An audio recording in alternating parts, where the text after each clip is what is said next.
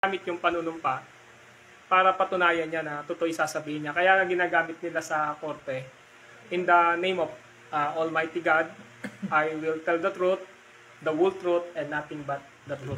Yun yung sinasabi. Ang ibig sabihin na po nun, hindi siya magsasabi ng kasinungalingan, ng mali, sa kanyang pag-witness sa isang kaso na dapat na lumabas ang katotohanan. Napakaganda, di po ba? Pero minsan sa mga tao, kahit na po tayo, may mga pagkakataon na we are not telling the truth, di ba? Sometimes partial tayo sa mga pagsasabi ng katotohanan. At nakakalungkot lang kasi nga tingin natin white lie minsan for the benefits ng taong hindi nai-involve. Pero ngayong gabi, tingnan natin yung sinisiris natin kasi buksan natin yung video natin sa series natin. Dito na po tayo sa Matthew chapter 5 verses 33 hanggang verse 37. Pwede po ba napakibasa?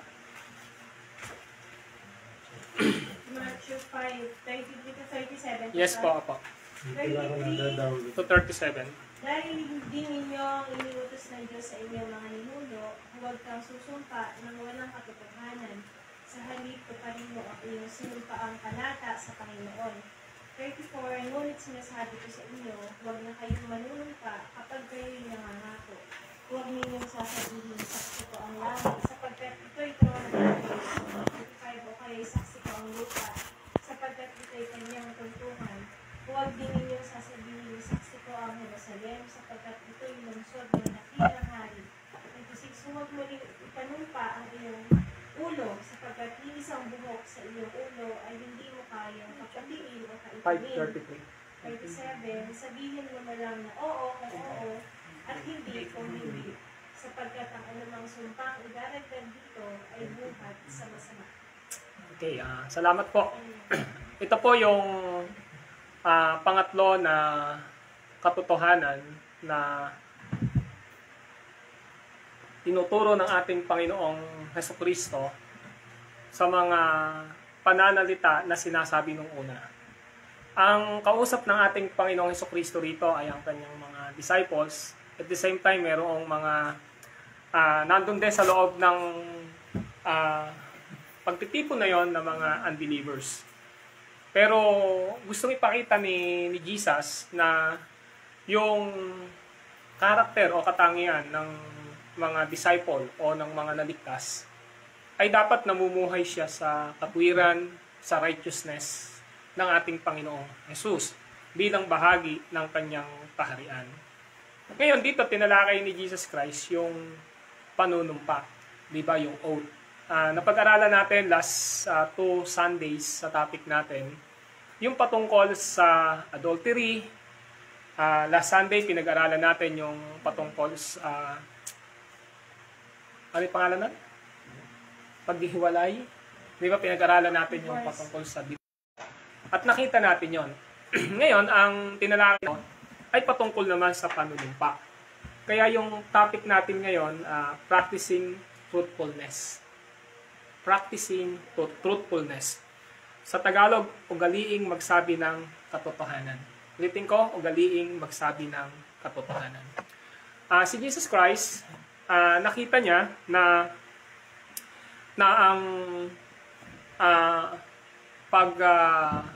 panunumpa o pag-oath ay naging kalakaran sa panahon niya at sa lumang tipan, na kung saan nababaliwala ang kanilang mga panunumpa o kanilang oath o yung kanilang mga promises at nagiging dahilan nito ng kanilang paggamit sa pangalan ng Panginoong Diyos. At isang bagay yung gustong ipakita ni Jesus Christ dito na nung dumating siya, hindi daw dapat na ginagamit ang panunumpa o yung tinatawag na swear o pag-oath o yung pagsumpa ng isang tao, kung hindi naman niya talaga tututuhaning sasabihin. Ngayon, kung ating titingnan, dahil nga po ang tao, likas sa kanyang puso ang pagiging makasalanan, ang tinutukoy ni Jesus Christ dito, mga Pariseyo na mapaka-religious nila at strict po sa pagsunod ng kautusan ni Moises ng Lumang Tipan, pero yung heart nila sa totoong motibo ay hindi po ganon.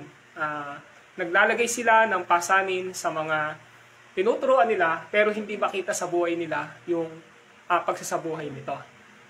Kasi nga, ang katotohanan, part po ng katangian ng isang tao, especially yung mga hindi pa naliligtas, yung pagiging sinungaling, kabaliktaran po ng panunumpa. Kung inyo po mapapansin, sinabi po ng Roma 3, may binanggit dun po na ang lalamunan nila ay parang libing ang bukas. Di ba? Pinapakita doon na napaka-danger ng pagsasalita ng isang tao, lalo na kung hindi niya tututuhanin. Kahit po sa mga epistles ng mga apostol, nagbababala siya na yung mga pananalita na ginagamit natin, mga pananalita na sinasabi natin, ay nagiging isang pangako po kasi ito na mag-ingat tayo sapagkat posible na magkamali tayo dito. Isa nga dito yung tiningnan natin na yung mag-asawa, di ba? Nung ikinasal, di ba? Magsusumpaan sila, di ba? Magsasama kami sa hirap at ginhawa, sa sakit at karamdaman, di ba? Sa kawalan at ganito, lahat sinasabi Nung pala yung sumpa, naging nasumpa. Siya nung sabi yung sumpaan, naging sumpa. Ayun, okay? Ngayon, ang nakikita natin dito ng panahon ni Jesus, alam niyo bakit po nanunumpa sila? Meron tatlong dahilan. Una, para tingnan yung sarili nila, mas mainam sila, mas mabuti sila kaysa sa ibang tao. Look better themselves than any other person. Yung pangalawa, pinuproteksyon na nila yung kanilang sarili sa mga magiging consequences noong kanilang ginawa. Pangatlo, kumukuha sila ng balik o nag-gain sila, gusto nilang umani ng mga bagay na para mapunta sa kanila. Di ba, nangyayari po ito, di ba? Kumari, gusto mong proteksyonan yung sarili mo sa panahon nila, magsisinungaling ka talaga, di ba? Sino ba naman ang gumawa ng kasalanan na aamin, di ba? Lahat ng tao, pag gumawa ng kasalanan, hanggat makakapagtago, makakalusot, ilulusot. Wala namang kasalanan na ibinubulgar. Lahat ng kasalanan, tinatago. So, of course, pagka nahuli ka, ang gagawin mo talaga, puproteksyonan mo yung sarili mo. Bakit? Kasi nga, ayaw mong maapektuhan yung pagtingin ng tao sa'yo dahil doon sa ginawa mo. Kaya, yun nga, pinoproteksyonan para tingnan ng tao na hindi siya ganito, hindi siya mapulaan, na okay pa rin yung sarili niya. At yung nakikita nga natin dito, gusto niya na pag nagsalita siya, dahil meron siyang motibo, may pakinabang siya. Hindi naman po sa di ba kapag halimbawa, nagbebenta ka ng product, may special offer ka, alam mo na sabihin hindi maganda yung sabon mo, di ba? Yung sabon ko po na ito, nakakapagpaputi, di ba? Napakaraming nating mga parabola na lalabas sa bibig natin kasi gusto natin na mabenta. So, sometimes, ganun yung ginagawa ng mga Hudyo nung panahon nila, yung mga Pharisees at saka mga Sadducees. Pero, pinapakita ngayon ni Jesus Christ dito na kailangan nating ugaliing magsabi ng katotohanan. Yun yung gusto lang ipakita ni Jesus dito Ugaliin nating magsabi ng katotohanan. Ngayon, tatlong bagay yung makikita natin dito from verses 33 up to verse 37. Tatlong bagay yung gustong ipakita ni Jesus Christ dito. Ngayon, ito yung question. Paano natin uugaliing magsabi ng katotohanan? Ulitin ko, paano natin uugaliing magsabi ng katotohanan? Napaka-practical ng teaching ni Jesus Sa totoo lang, kung mag-aaminan tayo rito, wag na natin aminin. Marami tayong mga bagay na sinasabi na ang katotohanan alam naman nating hindi tama. Tama po ba? Minsan may mga mapaka-simple lang. Halimbawa, isang bata humihingi ng pera sa nanay niya. Naipengi pong 10 piso. Ano yung sasabihin ng nanay? Walang pera. Wala akong pera, pero totoo. May pera. May pera ka, di ba? Ganun tayo minsan di ba?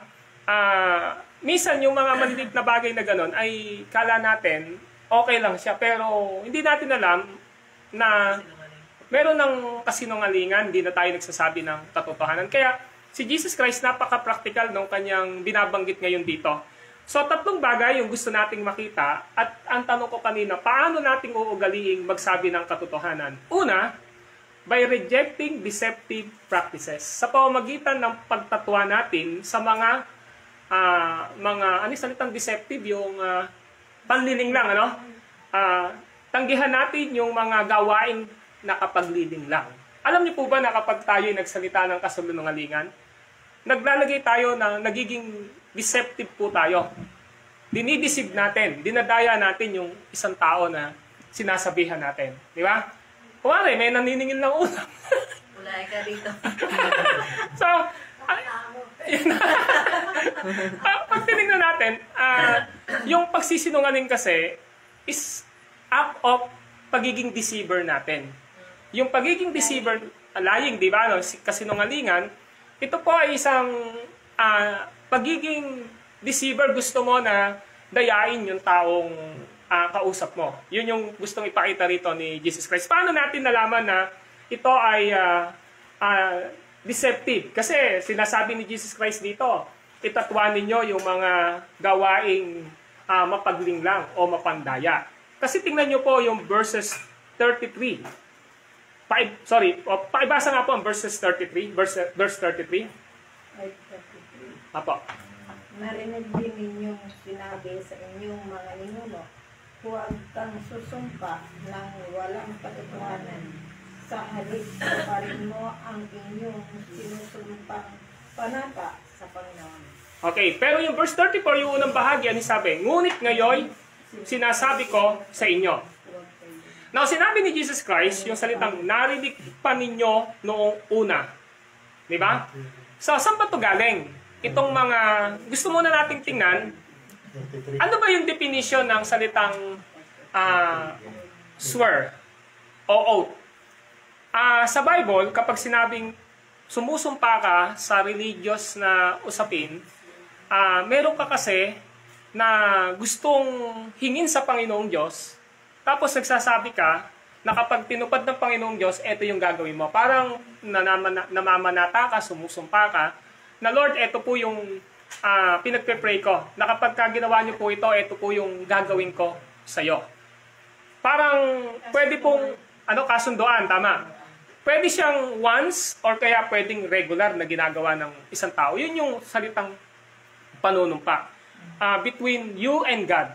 Parang ganun din po yung oath kapag ikaw ay kinasal, nagsusumpaan kayo sa harapan ng Diyos at sa harapan ng mga taong nakakakita sa inyo na meron kayong pangako sa bawat isa. So nangangako ka sa Diyos na kapag tinupad niya ito yung gagawin mo. Parang conditional oath and covenant yung pinapakita rito. Ngayon, pinakita ni Jesus Christ dito, narinig pa ninyo noong unay.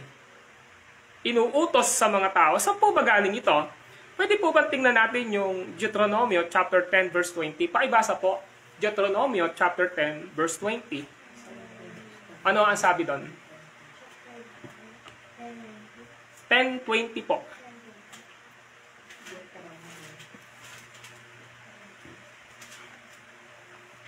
Pakibasa nga po. Magkaroon kayo ng takot kay Yahweh, siya lang ang inyong sambahin. Huwag kayong hiwalay sa Kanya, at sa pangalan lamang niya kayo manunumpa. Okay, napakaganda, di ba? Pero sa ibang translation, hindi po kasi sinabi yung sumumpa eh. Kung titingnan po natin, ito pong chapter 10, kasama po yung verse 12, ito yung nais ni Yahweh. Yung nais ni Yahweh, makikita niyo po sa verse 12, ang sabi ron, ito ang nais sa inyo ni Yahweh. Magkaroon kayo ng takot sa Kanya, lumakad sa Kanyang mga daan, ibigin siya, paglingkuran siya ng buong puso at kaluluwa. So yun yung gustong ipagawa ng Diyos sa bayan ng Israel. Ngayon, dahil nga po yan yung pinapagawa ng Diyos, ang sabi ho ni ng kasulatan sa pamamagitan ni Moises, kailangan nilang mangako. At yung naging pangako po ay nandun po sa talatang 20 na binasa po ni Sister Leonie. Ang sabi doon, matakot ka sa Panginoon, mong Diyos, maglingkod sa Kanya, at sa Kanya ay manatili ka, at sa pamamagitan ng Kanyang pangalan ay sumampa ka. So sa Old Testament practice po, na sumusumpa ang mga Israelita sa pangalan ng Panginoong Diyos.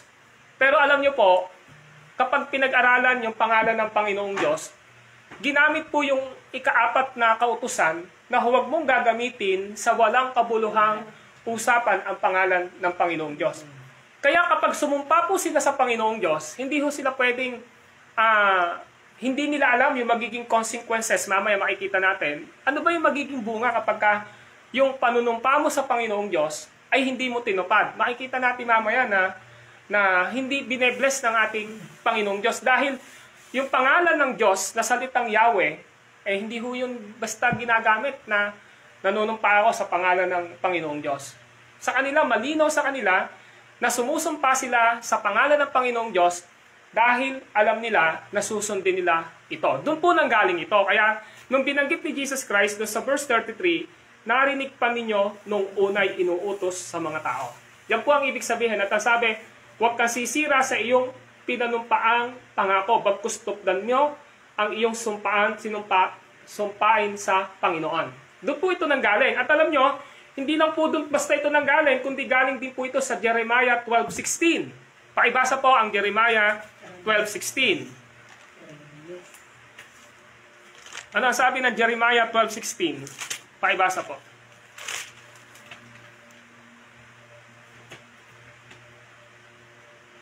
Yes. 12:16. At kung buong puso nilang tatanggapin ang pananampalataya ng aking bayan, at kung matututo silang manumpa ng ganito, saksi si Yahweh, ang Diyos na buhay, gaya na itinuro nila sa aking bayan na pagsumpa kay Baal, sila ay magpapabilang sa aking bayan, at tulad ang kanilang pamumuhay. Okay, so pinapakita dito na yung salitang panunumpa, ang sinabi nga ho doon, matuto silang manumpa ng ganito, sabi ni Yahweh. Pinapakita rito, meron tamang panunumpa. At ang tamang panunumpa ay wala pong iba, kundi ang pagsunod sa ating Panginoong Diyos. Kapag ka sumumpa ka sa ating Panginoong Diyos, nararapat lamang po na sundin mo ito at ipamuhay mo ito. At ano yung magiging result daw po? Sabi pong ganon ay uunlad ang kanilang pamumuhay. So that is the result of their oath sa ating Panginoong Diyos in the name of God. Yun yung gustong ipakita.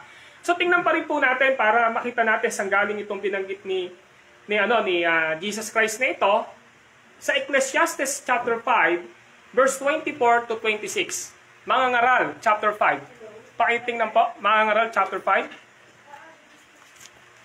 Okay. Mangangaral chapter 5 verses 24 to 26. Nakita niyo po, Mangangaral chapter 5 verse 24 to 26. Nakita niyo po? Okay. Ganito po ang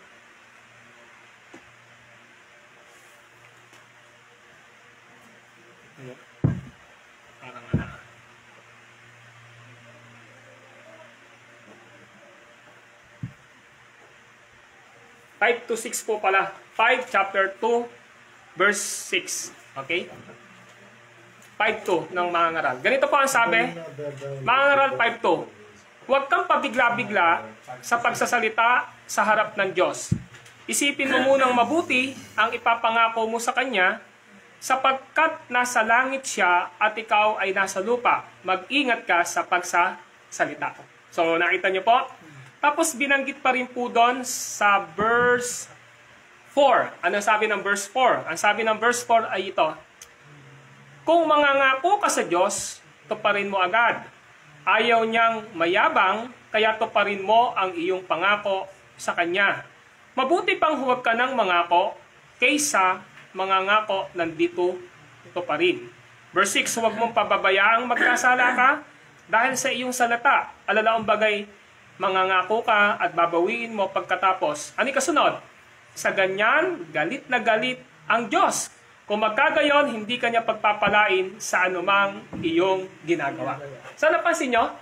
So, these three passages, dito nanggaling itong binabanggit ni Jesus Christ dito, doon sa verses 33 at sa unang bahagi ng 34. Patungkol po sa narinig na ninyo nung una. Ano to? Huwag kang sisira sa iyong pinanumpaang pangako, bagkus at tupadin mo ang iyong sinumpaan sa Panginoon. So, may warning. Kaya nga ho, maliwanag dapat sa atin na nire-reject natin sa ating mga buhay yung mga gawaing na nadidisip tayo, mga gawaing pandaraya. Kasi hindi ho natin kayang i-deceive ang ating Panginoong Diyos. Lahat ng bagay na ating sinabi sa ating Panginoong Diyos na pinangako, alam nyo ho, alam ng Panginoong Diyos yon. At may promise siya, kapag tinupad mo ito, pagpapalain ka niya, pero kung hindi mo tutuparin, ang sabi ng mga ngaral 5, hindi ka niya pagpapalain. So sometimes, nadidisip tayo ng mga bagay na pinapangako natin sa ating Panginoong Diyos, pero ang nangyayari, hindi ho natin nagagawa. Or else, may mga bagay tayong pinapangako sa mga tao, di ba? Nangangako tayo, meron tayong mga sinasabi sa kanila, pero at the end, di naman natin natutupad. At ito po ay nagiging isang panliling lang. Kasi hindi natin ginawa yung sinabi natin sa kanila. Nakuha nyo? So, dun galing po yan. Kaya, upang ugaliin nating masabi ang katotohanan, tanggihan po natin ang mga gawaing mapanlinglang. Okay? So, wag po nating linglangin ng Diyos, hindi po daw natin siya madadaya. Sabi ng isang bahagi ng kasulatan. At the same time, dahil ayaw ng Diyos ito, kahit sa mga tao, wag po tayong mandaraya, wag po tayong magdideceive ng mga tao na magsasalita tayo, pero later on, hindi natin tinutupad yung sinasabi natin doon sa mga tao na nakakausap natin. Amen? So, maging maingat po tayo. Di ba? Yun yung gustong ipakita. Pangalawa, paano dating ugaliing magsabi ng katotohanan? Pangalawa, by recognizing God is sovereign. Sa pagkilala natin na ang Diyos po ay makapangyarihan. Kasi dapat nating maintindihan, katulad ng pag-aaral natin kanina, dapat maintindihan natin na ang Diyos na pinapangakuan natin o ang Diyos na nakakarinig sa mga pangako natin sa bawat isa ay Diyos na makapangyarihan. Saan po natin makikita yon? Sa verses 34 to 36.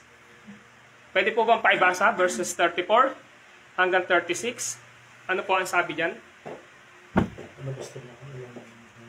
Doon po, Mateo chapter 5, verses 34 to 36. Ngunit sinasabi ko sa inyo, huwag na kayong manunumpa pag kayo nangangako. Huwag ka ninyong sasabihin, saksi ako saksi ko ang langit sapagkat ito'y trono ng Diyos. O kaya'y saksi ko ang lupa sapagkat ito'y kanyang tuntungan. Huwag din ninyong sabihin, saksi ko ang Jerusalem sapagkat ito'y lungsod ng dakilang hari. Huwag mo ring ipanumpa ang iyong ulo sapagkat ni isang buhok sa iyong ulo ay hindi mo kayang paputiin o paitinin. Okay, so pinapakita rito kung sa sarili po natin, we are helpless eh. Sa totoo lang ha, nakadepende po tayo sa pagiging makapangyarihan ng Diyos sa ating mga buhay. Kaya ibig sabihin po dito, pinapakita ho dito, halimbawa, sabi ni Jesus Christ dito, ngunit ngayon sinasabi ko, huwag na kayong sumumpa kung mangangako kayo. So sabi niya, kapag nag-promise ka, huwag ka nang manumpa, pwede ka namang mangako nang hindi ka na nagsasabing, nanunumpa ako, nagagawin ko to, di ba? Tapos later on, hindi mo namang gagawin. Kasi maraming ganun, para lang makonbinsi niya yung isang tao nanunumpa, nangangako, di ba? Pare, mangungutang, di ba? Talagang, kukonbinsihin po talaga niyan.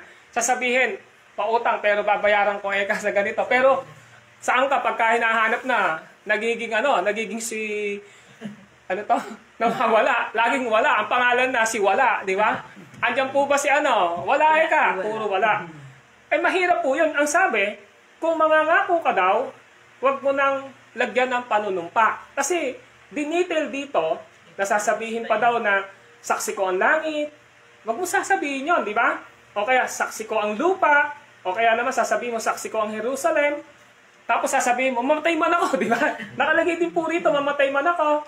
Di ba? Yun yung sinasabi rito.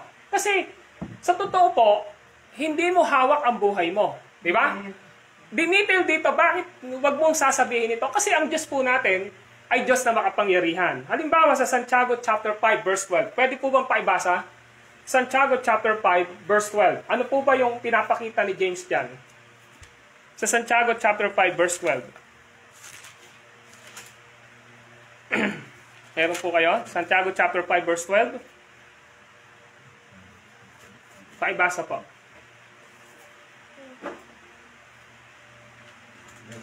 Papa. Ngunit higit sa lahat, mga kapatid, huwag na kayong susumpa kung kayo'y nangangako. Huwag ninyong sabihin, saksi ko ang langit o saksi ko ang lupa. Ano pa man sapagkat sapat na sabihin niyo kung oo at kung hindi, upang hindi kayo aturan ng Diyos. O, di ba? Napaliwanag po di ba? Doon to kinuha ni Santiago.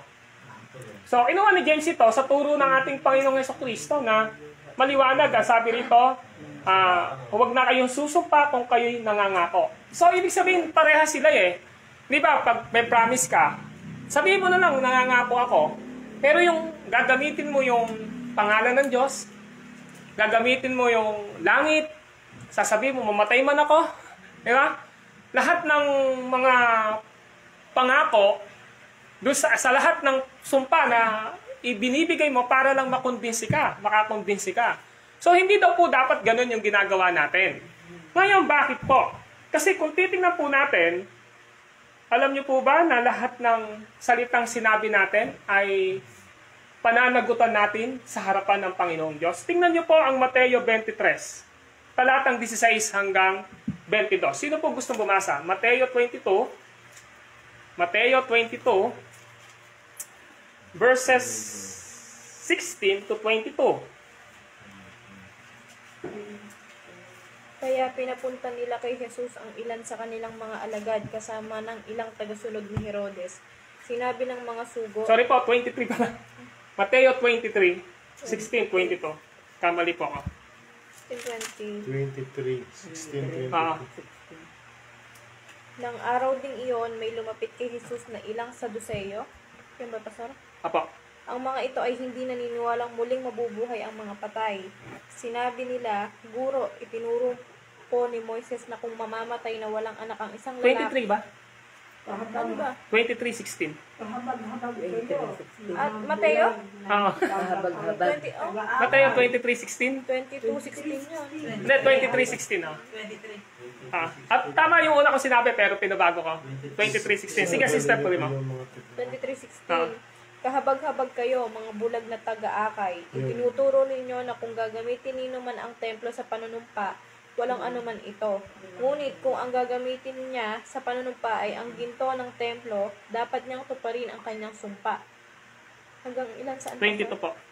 Mga bulag, mga hangal, alin ba ang mas mahalaga? Ang ginto, ang templong nagpapabanal sa ginto. Sinasabi rin ninyo na kung gagamitin ninyo man ang dambana sa panunumpa, walang anuman ito. Ngunit kung ang gagamitin niya ay ang handog na nasa dambana, dapat niyang tuparin ang kanyang sumpa. 19, mga bulag, alin ba ang mas mahalaga, ang handog o ang dambana ng nagpapabanal sa handog? Kaya nga kapag nanumpa ang sino man na saksi ang dambana, ginagawa niyang saksi ito at ang lahat ng handog dito. Kapag nanumpa ang sino man na saksi niya, ang templo, ginagawa niyang saksi ito at ang Diyos na nasa templo. At kapag nanumpa ang sino man na saksi niya, ang langit, ginagawa niyang saksi ang trono ng Diyos at ang Diyos na nakaupo doon. Okay, thank you. Ang tinutukoy dito ni Jesus Christ ay ang mga eskriba. Na sinasabi kasi nila, yung pagka daw ipinanumpa ninuman ang templo, walang anuman ito. Wari, nanunumpa ako sa pangalan ng templo natin. Hindi siya mahalaga, parang ganon. Pero ang sabi ni Jesus Christ, ngunit kung ang ipinanumpa ay ang ginto ng templo, dapat niyang tuparin ang kanyang sumpa. At pag daw yung ginto ng templo yung ginamit na panunumpa, ang sabi daw, kailangan daw tuparin. Pero pag ang templo daw yung ipinanumpa, kahit hindi tuparin, hindi nagkakasala. Sabi ng verse 17, mga bulag. Yung aral daw na yon, hindi tamang aral, at sinasabihan niya, bulag na taga-akay, yung nagtuturo ng ganon. Kaya ang sabi, hindi lang bulag, mga hangal, walang nalalaman. Alin ang mas mahalaga? Ang ginto o ang templong nagpapabanal sa ginto? So sinasabi niya, kaya nga nandun yung ginto sa templo, dahil yung templo, siya ang sumasakop ng kabuuan ng lahat na nandun sa loob na yon, na itinuring na banal. Tapos binanggit pa, alin ang mas mahalaga? Sabi rito, ang ginto o ang templo nagpapabanal sa ginto. Sinabi rin ninyo na kung ipinanumpa nino man ang dambana, walang anuman ito. Ngunit kung ang ipinanumpa ay ang handog na nasa dambana, dapat niyang tupadin ang kanyang sumpa. Mga bulag, alin ba ang mas mahalaga? Ang handog o ang dambanang nagpapabanal sa handog?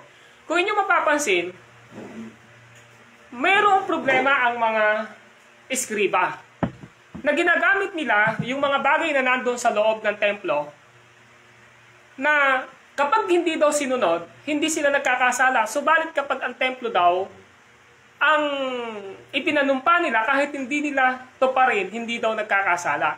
So sabi ni Jesus Christ, mali yun. Kaya ang templo o ang laman ng templo ang ginamit mong panunumpa, ang sinasabi doon, yung templong iyon ay para sa Panginoong Diyos. So sinasabi niya ngayon dito, anumang ipanunumpa ng tao nang hindi niya gagawin, alang-alang sa pangalan ng Panginoong Diyos, ay nagkakasala siya. Yun ang gustong ipakita. Kaya maliwanag na pinakikita sa atin dito ng ating Panginoong Hesukristo na hindi mo pwedeng gamitin ang pangalan ng Panginoong Diyos sa panunumpa, lalong-lalo na kung hindi mo susundin. Dahil siya ay Diyos na makapangyarihan. Tingnan niyo po ang Mateo chapter 12, verse 36 to 37. Mateo chapter 12, verse 33. Mateo chapter 12 po, verse 36 to 37. Mateo 12. Mateo 12, 36 to 37 po. Mateo 12, 36 to 37. I-download yung Bible, masyadong Tandaan ninyo sa malalim. araw ng paghukom, mananagutan ng tao ang bawat walang kabuluhang salitang sinabi niya. 37, pawawalang sala ka o paparusahan batay sa iyong mga salita. So, yun yung ano doon. Kasi ang sabi dito, sa binasa ni Sister Leonie, si Jesus Christ na the same po doon sa sinabi niya sa so, sinasabi ngayon dito, ng ating Panginoong Hesukristo, na Saan na tayo? 12 ano? Nawala tuloy po. 36 Matthew 12. Ano? 36 to 36? 12:36. Nakabig na ng Nakabig. Nawala na tuloy po ako. Po, ayan maliwanag po dito na pinapakita sa Matthew 12:36 to 37 na anumang sinabi ko sa inyo sa araw ng paghukom, pananagutan ng tao, pananagutan alin? Ang bawat salitang walang kabuluhan na sinabi niya. Napaka bigat ng pananalita ni Jesus Christ. Totoo po yun Lahat ng sinasabi natin, alam po ng Panginoong Diyos. Meron bang nakatala sa Biblia na pag nag-uusap-usap yung mga anak ng Diyos, sinusulat yung pangalan at saka yung pinag-uusapan natin? Meron ba kayong alam? Tingnan nyo po yung Malakias chapter 4. Tingnan nyo po, sa Malakay po. Yes po, sa Malakay chapter 4. Parang minute of the meeting. Chapter 4, verse 14. Verse 16. 4:16. Malakay 3:16. 316. 3:16. Pagkatapos, nag-usap-usap ang mga taong may paggalang kay Yahweh. Pinakinggan niyang mabuti ang kanilang usapan Kaya ipinatala sa isang aklat ang mga pangalan ng mga gumagalang sa kanila. Napansin nyo? Nakatala ba? Nakatala. So, maliwanag, di ba? Kaya nga ang sabi rito, pagkatapos, nag-usap-usap ang mga taong may takot kay Yahweh, narinig ni Yahweh ang kanilang usapan. Kaya ipinatala niya sa isang aklat ang kanilang pangalan. So, Makalihistro nung inaaral ko po ito, ganun pala si Lord, ano? Typologically, lahat ng sinasabi natin, Nakatala. alam ng Diyos, natatandaan niya. Nako, lagot. Di ba? Ano, walang naitatago. Well, sa Lahat ibig ay sabihin, ayan. Pastor, sa araw-araw na pamumuhay, bawat sa loob ng isang linggo, lahat ng dumaraw sa katalata. Yun nga po, oh. Ito sinasabi. Yes. Klarado kay Malakyas na yun nga. Pagka nakaisandang ka, pagka nakaisandang Let's talk, let's board stay. na password sa loob ng isang araw, Kota ka na. may kota. Yes po. So, yun nga po kasi, Bingo. kung ating titingnan yung Matthew chapter 12, na pinasa kanina, verse 36, di ba? 37, na sa araw ng paghuhukom, lahat ng mga salita, lahat ng mga pananalita natin na walang kabuluhan ay pagsusulit natin sa Diyos eh. Kaya pala nakatala eh. Kaya nga, sinasabi ngayon dito sa atin, sa verse 16, Sasabihin siguro ni Lord, basa! yun nga eh. Pagkatapos, yun nga eh, di ba? Pagkatapos, nag-usap-usap ang mga taong may takot kay Yahweh. Especially, mga mananampalataya po ito. Tapos, narinig niya ang kanilang usapan. Naririnig po ng Diyos yung pinag-uusapan natin. Kaya, ipinatala niya sa isang aklat ang kanilang pangalan. So, ibig sabihin po talagang maliwanag po na anumang sabihin natin sa Diyos. Good and bad. Yes po. Anumang sabihin natin sa Diyos, anumang ipangako natin sa Kanya o sa sino man tao, alam ng Panginoong Diyos yon, di ba? Hindi, sana nga lang, burahin na lang eh, di ba? Pero meron pa rin mo kasi sinasabi sa Pahayag chapter 20. Pero basta lahat lang ba ng pinili ng Diyos yung tinatala yung ano? Hindi, lahat. Sa dami ng tao, sa lahat lang ba ng pinili niya? Hindi, lahat ng tao. Kasi, tingnan niya, Doon niya makakatunan eh. chapter 20, tingnan natin yung Pahayag chapter 20. Ang dami naman pala binabala nila. May tanong ako, yung kayang usapan natin tibong, yung nakatala ka. Apa. Ay, narinig din yun. Yes po. Lahat ka eh. Usually, Siguro yung mga Hindi narinig din yun. illegal na nakakonsiguro, yung halimbawa Mali pala yun. mamatay man ako, di ko ginawa yan. ayun, isa pa yun. Yun, yung mga Pero panunubang. ginawa niya, kaya lang, para ba bakon mo lang yung Maniwala mo. sa'yo. Yes. Yun, Yes. yun eh. Yun yung last move ng sinungaling eh. Yung mamatay. Paghuli na, no? Oo, paghulo man eh kay mundo. Kaya pumagano pa. Yun. Mamatay man ako, Mamatay di ba? man na kay nanay ko. Ganun, Pero pa, ganun. di ba? Para ma-deceive. Okay. Sige po, tama po yan. Buksan po natin ang Pahayag 20. Ang talata po ay 12. Sino po ang gustong bumasa? Pahayag 20. Nakita ko nakatayo sa harap ng trono ang mga namatay, maging dakila at hama. Okay, yung hamak hindi ligtas, yung mga dakila ito'y ligtas. Okay? Binuksan ng mga aklat. Binuksan ng isa pang aklat, ang aklat ng buhay. Pinatulan ng mga patay ayon sa kanilang ginawa. Batay sa nakasulat sa mga aklat. Oh. Usually hindi lang yung sinasabi natin, even our deeds. Yung mga ginawa po natin. Kaya nga sinabi rito, yung mga aklat po dyan, typologically, doon nakasulat yung lahat na sinabi natin at ginawa. Tapos yung isang aklat dito, ito ang talaan para sa buhay na walang hanggan. Kaya yung word na binanggit doon, binuksan ang mga aklat. Ano ba yung mga binuksan yung mga aklat? Ang sabi sa dulo, gaya ng nasusulat sa mga aklat. Totoo pala yung pastor. Tama nga yung pagharap mo, ibasa yung pangalan mo. Apo. Tapos bubuklatin yung aklat mo. Ito mga ginawa mo. Ikaw pala eh. Namuhay ka pala kang maritis na nakalagay dito. Marites. Kaya pa nang, iisipin mo na lang, ako itinatala ni Lord. Tama, pastor. Kaya pa nang gawin yan, no? Apa, Yan ang lesson doon. Yan.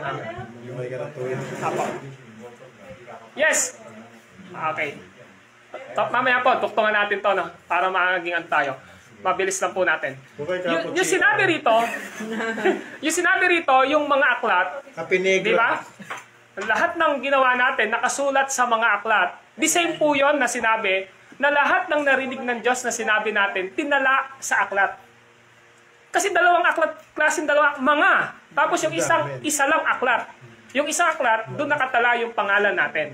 Talaan ng buhay na walang, ayun, nandinaw po sabi, ay ito, binuksan ang isa pang aklat, ang aklat ng buhay. So, iba po yung sulatan ng aklat ng buhay, pero iba ang sulatan ng mga ginagawa at sinasabi natin na naka-record. Pero usually, typological po ito, na sinasabi sa Diyos, wala pong nangyayari na sinabi at ginawa natin na hindi po niya alam. All-knowing po ang Diyos. Walang tayo po Kasi kung tinala po, ibig sabihin po, pag nakatala, malinaw po na, hindi naman pwedeng sabihin na yung ginawa ko, yun yung ginawa ni Brother Reggie. Di ba? Hindi naman po pwede yun. Sa iyo po yun. So ngayon, maliwanag na sinasabi sa ating pag-aaral, dito po sa pag-aaral natin, na ang Diyos po natin ay sovereign, makapangyarihan po siya. Pag sinabi kasing sovereign ng Diyos, makapangyarihan, yung kanyang true nature, na all-knowing God siya, alam niya ang lahat ng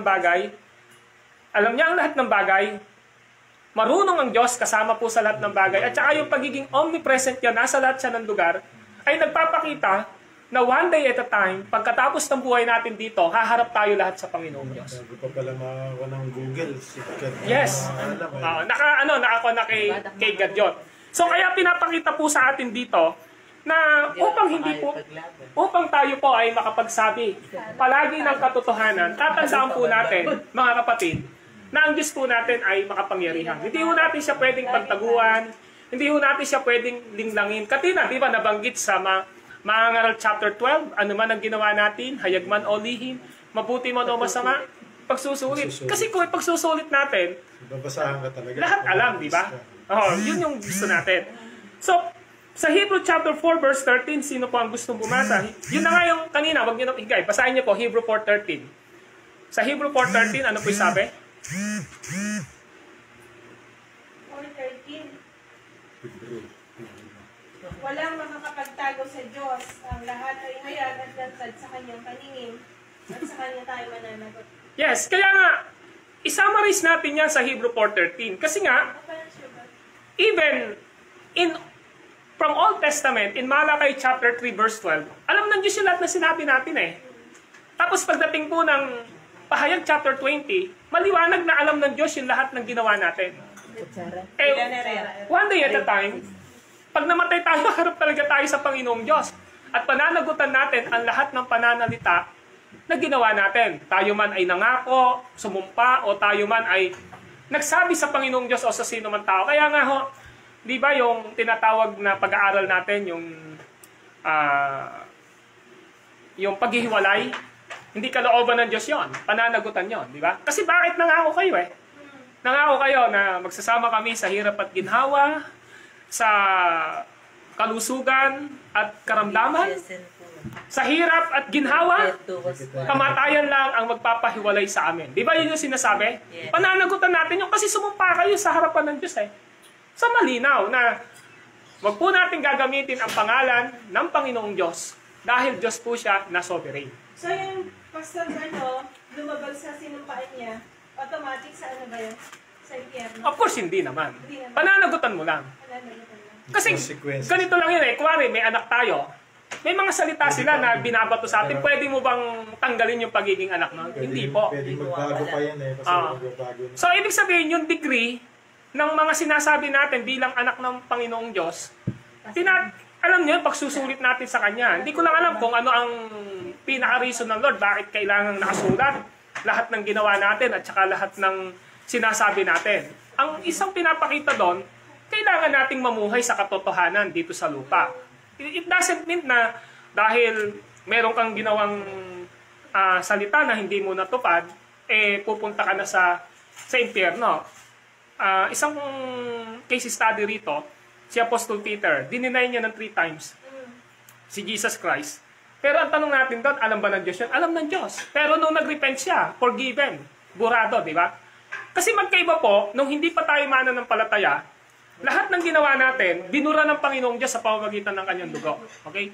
At dahil nga, sa kamatayan ng ating Panginoong Jesus, tayo anak niya, bayad ang kasalanan natin sa nakaraan ngayon at magpakailanman. Subalit, gusto lang ipakita sa atin dito na lahat ng sinasabi natin, pananagutan talaga natin sa harapan ng Panginoong Diyos. Pero hindi ho nagsasabi yun na forfeited ang salvation natin. We are saved pa rin, di ba? Yun nga lang, katulad lang sinasabi sa 1 Corinthians chapter 3, na kapag ka naglingkod ka sa Panginoong Diyos na hindi mo ginamit yung ginto, yung bato, at saka yung isa pang sinabi doon, mawawala ng saysay yung paglilingkod mo sa Diyos. Kung ang ginamit mo ay dayami, kahoy, di ba? At saka yung binanggit doon, walang saysay yung iyong paglilingkod. Parang ganun po yung sinasabi dito. So, gusto nating ipakita rito, we need to be careful sa lahat ng pananalita natin, sa lahat ng mga promises and oath natin sa Diyos. Katulad ko, nangako ako sa Panginoong Diyos, maglilingkod ako eh. Di ba? Nung tinawag ako ng Diyos para maglingkod, alam ko na yung kakaharapin ko.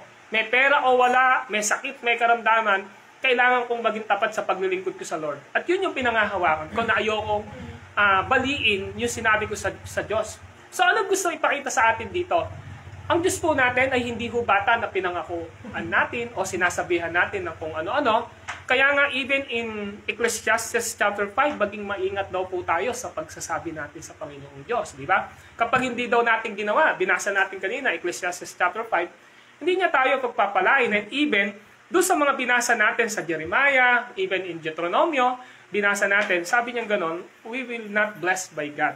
So mga kapatid, ang gustong ipakita sa atin dito, we need to practice truthfulness. Galiin natin magsabi ng katotohanan dahil alam natin na ang Diyos po natin ay makapangyarihan. Simpleng mga, ano lang po, mga illustration. Di ba, minsan, wala po ako ano dito, sinasabi natin. Meron po kasi, nag-uusap kami ng mga pastor sa Islam. Minsan sasabihin namin, asan ka na? Malapit na. Papunta na ako. Hintay ka ng hintay, hindi makarating. Noong pala, naliligo pa rin. Tingnan nyo, truthfulness po ba yon? Hindi po siya katotohanan, di ba? So marami po tayong mga lapses bilang Kristiyano. Sa malilit na bagay, kala natin hindi tayo nagkakamali. Tama. Not telling the truth, di ba? Hindi tayo nagsasabi ng totoo. Minsan may mga nangyayari sa atin, kumain ka na. Sa sobrang hiya mo, sabi mo, hindi, busog ako pero kumakalam na yung sikmura mo. Doon pa lang pala. You are not telling the truth, di ba? Napakasimple lang po ng application. So, sa Panginoon, wala po siyang gray area. When it comes to the absolute truth, walang gray area na hindi siya maitim, hindi siya maputi, nandun na siya sa gitna. Wala pong ganun eh. Sa Panginoon po, when we are telling sa lahat ng bagay na sinabi natin, we need to tell the truth. The whole truth and nothing but the truth. Tayo ng dalawa. Ganun na sabi. Napanood nyo ba yan? So parang sinasabi ngayon natin dito, napakaklaro, God is sovereign. Hindi mo siya bata. Okay? Pangatlo, ito ang gusto nating tingnan. Ang pangatlo, by guarding ourselves from evil one by only speaking the truth. Bantayan natin ang ating sarili sa gawa ng masama. At magsabi tayo ng katotohanan. Ano ang sabi ng verse 37 ng Matthew chapter 5? Pakibasa po. Matthew 5:37. Matthew 5:37. Pakibasa po. Sabihin mo na lang na oo kung oo, at hindi kung hindi. Sapagkat ang anumang sumpang idaragdag dito ay buhat sa masama. Napansin nyo yung salitang masama, malaking letter M? Masama? Ano yan? Si Satan po yan. Devil po yan. Ang word nga po ng iba, evil one eh. So, syempre, who is the author of lying? Sino po ba ang may akda ng kasinungalingan and who is the father of lie? Sino po? Satan, alam natin, even in Genesis chapter 3, kung paano niya diniceive, tama po ba si Eve? Hindi, magiging parang Diyos kayo. Hindi totoo yan, magiging parang Diyos kayo. So, ang meron pong ama po ng kasinungalingan ay wala pong iba kundi ang Diablo. Wala po tayong matatanggap sa kanyang katotohanan. Pwede po ba na pakibasa ang John 8:44? John 8:44.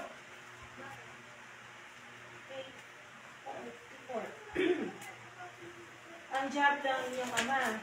Ang kagustuhan niya ang ibig ninyong gawin. Noon pa man ay mamamatay tao na siya. At meron kasugtong? Ay, meron. Mamamatay tao na siya. Hindi siya pumanig sa katotohanan kailanman. Sapagkat? Sapagkat walang puwang sa kanya ang katotohanan. Okay. Hindi ka sa kanya ang magsinungaling Sapagkat? siya ay talagang sinungaling. At? At siya ang ama ng kasinungaling. Oh, yun ang sinasabi rito. Evil one eh. Father of hell. When we are lying sa mga sinasabi natin, unconsciously, siguro, hindi natin namamalayan na nakaka-influence na sa atin si devil, ang Satan, ang Diablo. So, yung evil one na binabanggit dito, ang sabi ho doon sa binasa kanina, sa chapter 5, verse 37, sapagkat buhat na sa masama ang anumang sumpang idaragdag dito. This is coming from Satan or devil. Kaya nga, yung binasa sa John 8:44, he is the father of lying. Liar, di ba? He is a liar eh. Yun ang sinasabi doon. Ngayon, sa Matthew 16:23, pwede po bang paibasa Matthew 16:23? Ano po ba sabi sa Matthew 16:23? Kaya parang pastor Yes, paibasa po yan. Sige po. Kasi nungalingin yung sasabihin mo. Parang ang daming words. Pero pag yung totoo, di ba, pakalit lang. Yes, opo. Mapaka-concise, ano? Concise na concise, oh. Pero pagka, kumare, Mali ka na, napakahaba. Para lang mapakan mo. gina-justify mo eh, di ba? Kumare sinabi, saan ka ano ba sinabi? Nakita kita kanina. Marami paligoy-ligoy. Ang dami niyang paligoy-ligoy eh, So no? gumawa ka ng pagsisinungaling, ang daming gagamitin mo. Yes, totoo. Para makumbinsi mo. Yes, good Pero, observation, ah. Yun yung sabi ni Mrs. na Oo. parang kundi sa oo eh. Hindi. Yes, oo. Oo. Pag gusto mong sabihin yung Ay, sorry. tama, ilang words lang yan. Oo! Hindi. Parang mas madali na magsalita. Wari, may kasalanan ka. May kasalanan ka. Sabihin mo na, oo eh. Wala ka ng explanation dun eh, di ba? Tapos na. Kasi kaysa sabihin mo, hindi, gano'n. Napakarami pong tama si Brad. Kasi hindi naman dati ka ng kulay ng Eh, balanggot. na-imbestiga. Balanggot mo, ba't ako lang ba yung nakakabili ng balanggot na gano'n? Limited pa pala. Nakakainis yung huli na ayaw pa umakit. Naku ah. Okay, thank you for observation, Brad. At saka sister. Sige pa, sister. 23. Papa. Ngunit Nakaka-relate. hinarap niya si Jesus at sinabihan, umalis ka sa harapan ko, Satanas. Hadlang ka sa aking landas. Ang iniisip ko hindi sa Diyos kundi sa tao. O sino to? Si Peter to eh. Sabi kasi ni Peter, paibasa po yung talatang 22 bago ho yung 23. 22. Apo. Dinala siya ni Pedro sa isang tabi at sinimulang pagalitan. Panginoon, huwag nawang itulot ng Diyos kailan may hindi yan nangyayari sa inyo. O, ano ngayon ang naging tugon ni Jesus sa 23? Pinalayas niya kasi yung... Sa harapan ko. Oo, kasi hadlang siya doon sa kalooban na pinangako ni Jesus sa tipan nila ng Ama na mamamatay siya sa cross. Eh dito, sinasabi ni Jesus Christ na siya ay mamamatay na. Mamamatay na siya rito, mapapako sa krus. Kaya nga ang heading niya, unang pagpapayag ni Jesus tungkol sa kanyang kamatayan. Tapos ang sabi ni Peter, hindi pwedeng mangyari yon. Dadaan sila sa ibabaw ng aking bangkay. Eh sinabihan siya ni Jesus, lumayas ka, Satanas. Get behind me, Satan. Sabi niya gano'n eh, di ba? Pinalayas niya, bakit? Lumayo ka, Satanas. Hadlang ka sa aking landas. Ang iniisip mo ay hindi sa Diyos, kundi sa tao. So, ano ibig sabihin nito? Sometimes, mapapansin natin, the influence of Satan and devil, na-impute dun sa na-influence si Peter eh. So, pero diniretso siya. Si Peter naman yon, di ba? Bakit sinabi ni Jesus, Satanas? Ba't sinabi Satanas? Kasi nga, yung sinasabi niya, hindi galing sa Diyos, hindi galing sa kabanalan, kundi ito galing sa kasalanan. Na ito ay nagiging hadlang sa pangako ni Jesus Christ na kailangan niyang mamatay sa cross para sa ating kaligtasan. So, if we are lying, katulad ng ginagawa nito na nagiging hadlang tayo sa mga bagay na gustong mangyari ng Panginoong Diyos sa atin, hinahadlangan natin, ito'y nagiging dahilan na nai-impluensyahan or nakakapag impuse, nakakapaglagay si Satan sa ating kaisipan ng mga mali na dapat nating gawin. And of course, alam natin na we are battling in this world sa mga bagay na mga pananalita natin, di ba? Kaya nga kung ating lang hong titingnan din yung Ephesians chapter 6 verse 14 to 17, pwede po bang pakabasa? Ephesians 6:14, 17. Pero sa violation, pastor, nung rules and regulations sa mga traffic, parang yung kasinungalingan, yung pinaka number one na Violation. sa tala, yun ang mataas eh. No? Violation. Kasi parang yun ang mag-isip ka pa lang, bukas ka pa lang ng bibig mo, pwede naman. Opo. Sige pa, Ephesians 6:14, 17. Thank you, Brad. Ephesians 6:14, 17. Weekly, paigilsan po. Isuot ninyo ang helmet ng kaligtasan at gamitin ang tabak ng Espiritu na walang iba kundi ang salita ng Diyos. Yes. So, even Jesus Christ, ginamit po niya ito sa Matthew chapter 4, nang tinukso po siya ng dyablo. Lagi niya sinasabi, nasusulat, nasusulat, nasusulat. At ang sabi ng Ephesians chapter 6 verse 14, o 17 po nga yan, yung espada po rito, ito ang salita ng Diyos. Tama po ba ako, sister? Yung po ba yung nakalagay? Ang helmet, ang Bakit? tabak ng Espiritu. Sa makatwid, pakidiretso nga po ng Ang 17. lahat ng ito'y gawin ninyo na may panalangin at pagsamo. Manalangin kayo sa lahat ng pagkakataon sa patnubay ng Espiritu. Lagi kayong maging handa at patuloy na ipanalangin ang lahat ng hinirang ng Diyos. Yes, through prayer. Pero yung sinasabi niya rito na in order for us to resist the work of devil or Satan in our lives, ang sabi niya ganun, gamitin ninyo ang tabak ng Espiritu sa makatwid, ang salita ng Diyos. So maliwanag po na ang ating pong kapangyarihan na ibinigay ng Diyos sa atin na pamamaraan to resist yung mga bagay na nag-i-influence sa atin ng kasinungalingan o maling mga pananalita sa atin ay walang iba kundi ang Word of God na siyang nagiging pattern natin sa ating mga pamumuhay, sa ating pananalita. Kaya nga, kung titingnan natin, sabi nga ho ni Charles Spurgeon, sa bawat ugat daw ng kanyang katawan, ang dumadaloy daw ay ang mga bersikulo ni Kristo. Kasi totoo yun kapag ka nakasama, parang typologically sinasabi niya, na habang ang buhay mo, na nagbibigay ng buhay sa'yo, ng dugo sa'yo, ay ang salita ng Panginoong Diyos, of course, ito yung lalabas sa bibig natin. Kaya nga, si Jesus Christ, kahit sa Mark chapter 7, sinabi niya, yung laman ng puso natin, lumalabas kung sa bibig natin, di ba? So, yun yung gustong ipakita rito sa atin. So, ang gusto lang ipakita sa atin ngayon dito, kailangan nating bantayan ang ating mga sarili laban sa gawa ng kaaway. Sa pamamagitan ng pagsasabi po ng katotohanan. So, ano yung gustong ipakita ni Jesus Christ dito sa ating pinag-aralan? Simple lang po. Kailangan nating ugaliing magsabi ng katotohanan. O practicing truthfulness sa buhay po natin. Di ba? Sabi ng iba, yun daw mga lawyer, ewan ko lang kung pero meron naman ako naririnig, may mga lawyer naman talaga na matutwid. Pero may mga lawyer, dahil nga sa sinumpaan nila, majority, kahit sa sinumpaan nila, kahit na mali yung ginawa, gagawin niya tama para maipagtanggol. Diba? Pero of course, sa mga Christian lawyer, maliwanag na naririnig ko sa kanila, bago pa sila tumanggap ng kliyente nila, inaalam na nila. Kung alam nila na mako-compromise yung truth, hindi na nila tinatanggap. Hindi na nila tinatanggap. Ang paliwanag sa akin po sa estudyante ko dyan, kung ano yung sinasabi niya, nung diba, suspect, yun lang ilalaban mo kung matalo siya. Base sa sinasabi niya yun. Kaya alam din pala nila yun. Ako hindi alam nyo kung, naman, sa magsalita pa lang, alam kung magsinungaling. guilty yan.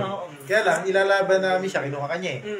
Base dun sa testamento niya, pero hindi nyo kakot, hindi mo tuturuan yan. Kasi baka ikaw yung ikon yan. Ikaw yung babalikan yan. Kunin mo yung mga statement niya, gathering of ilalaban mo rin sa kwan. Ang nagsasala naman ay kanya yung judge. Kaya kahit gaano kagaling yung attorney nung may kasalanan, base sa sinabi niya yun, Yun ang babasa. Yun. Matalino yung judge. Alam Yes, niya yun. Pero ako, Kaya nga, di ba ka judge yung pinupuntahan ng attorney para manalo sa pero totoo, Pastor, meron talagang nagpapabayad. Yes, meron po. Talaga naititimbang nila yung Oo. Napapaliktad. Pero pag Christian siguro yung lawyer, hindi Usually, siguro. may mga naririnig ako pag Christian. Yun na nga. Kung alam Yun na, nila isa na nila yun. mako-compromise. Basta doon na sila sa katotohanan. Okay, so practicing truthfulness ang gustong ipakita ni Jesus Christ sa atin dito. And hope, kahit sa sarili ko, sana bigyan din ako ng grasya ng Panginoong Diyos to tell the truth, the whole truth, and nothing but the truth. Sana learning natin to, lahat naman kasi tayo may tendency po talaga na magkamali di ba? Makapagsinungaling dahil gusto natin i-justify yung sarili natin, di ba? Minsan may mga tanong sa atin na gusto nating para hindi na humaba yung usapan, para hindi na mabigyan ng confusion yung tao na nakikinig sa atin, nagwa-white lie tayo, di ba? White, ala naman kasing white lie maputing, kaya nga lie pa rin di ba? So, yung gusto ipakita ng Panginoon dito, one day at a time talaga, lahat ng sinabi natin, pananagutan natin sa Panginoong Diyos. Kasi everything na sinasabi natin, alam ng Panginoong Diyos at nalalaman niya ito. So mga kapatid, yun lang. Sana tulungan tayo ng Panginoong Diyos sa araw-araw ng buhay natin na ang kabaliktaran, wag ng pagsasabi ng kasinungalingan ay magsabi ng katotohanan. At wag tayong magsinungaling. Less talk, less mistakes. Amen? Opo. Any question? Kasi the more na